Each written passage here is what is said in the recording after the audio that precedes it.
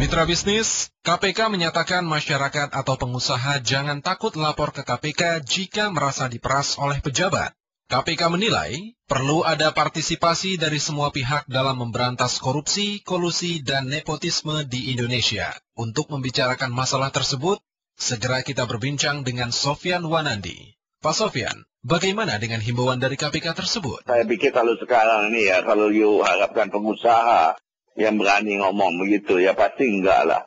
Pengusaha itu daripada dia cari perkara baru, kan lebih baik dia diam-diam kalau diperas. Nanti dia diperas tuh, diminta kambing, nanti sapinya yang hilang. Jadi lebih baik pengusaha itu diam aja. Jika demikian, pernyataan yang menyebut orang kehilangan kambing kalau lapor bisa kehilangan sapi itu masih berlaku hingga kini ya Pak? Ya itu memang masih terus terjadi di mana-mana. Mana ada banyak yang lapor ke polisi, yang melapor apalagi melapor ke KPK dan segala macam. Kan itu semuanya itu sebenarnya mereka punya tugas ya.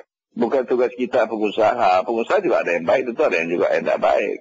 Nah ini menurut saya yang kita harus betul-betul, KPK itu bisa betul-betul cepat juga mengambil putusan-putusan itu. Jangan terlalu lama juga. Nggak usah bikin statement-statement lah. Ambil putusan orang yang salah itu diciduk, diproses, dan itu dihukum gitu loh. Dan dihukumlah seberat-beratnya supaya ada orang kapok gitu. Ini orang nggak ada yang kapok masuk penjara, malah rakyatnya senang-senang aja masuk penjara itu. Nggak ada takutnya, dia bisa keluar, dia bisa jalan-jalan malah. Nggak habis, cuma bayarin aja semua di sana gitu loh. Ya, harta lipa yang kita lihat. Jadi semua ya penegakan hukum di Indonesia itu sekarang sudah orang kalau kita itu orang diketawain aja kita itu di luar karena apa yang kita ngomongkan. Orang itu tidak kapok kok masuk penjara di sini. Malah bangga, malah bikin asosiasi.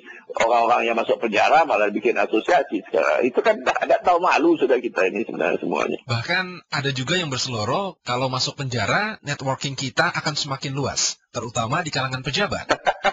Karena banyak pejabat yang masuk penjara begitu.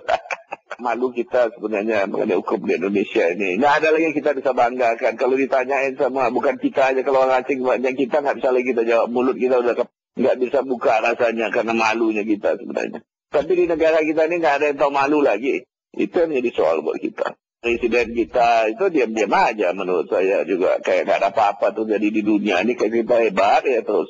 Kita yang paling baik dari itu. Sedangkan negara lain itu sudah berlomba-lomba memperbaiki diri, menarik investasi, membuktikan ke leadership dia. Kita ini malah enggak. Satu sama lain saling menghujat aja. Dan kita diam aja untuk itu. Ya ini menurut saya, kita memang memerlukan satu kepemimpinan yang kuat sekali. Dan susah buat kita kalau enggak untuk terus-terusan begini menurut saya. Demikian Sofyan Wanandi. Saya Fahmi Andrian.